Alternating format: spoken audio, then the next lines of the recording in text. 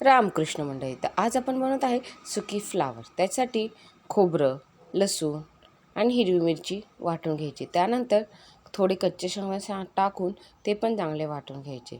एका कढईमध्ये तेल टाकून मोहरी, जिरे छान तडतडून दिल्यानंतर त्यामध्ये थोडासा कढीपत्ता आणि आपण वाटलेला मसाला टाकून छान परतून घ्यायचा. मसाला लालसर होईपर्यंत परतून घ्यायचा.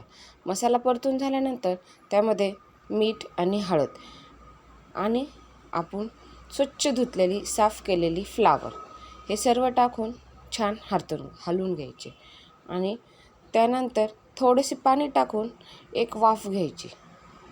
त्यामध्ये थोडी कोथिंबीर घालून ते पण छान वाफेवर होऊन द्यायचं आणि त्यानंतर तुम्हाला आवडीनुसार मॅगी मसाला टाकू शकता थोडा. आणि झाली आपली अशी सुकी छान अशी फ्लावर. व्हिडिओ आवडला असेल तर लाईक करा, शेअर करा, कमेंट करा, सबस्क्राईब करा. धन्यवाद.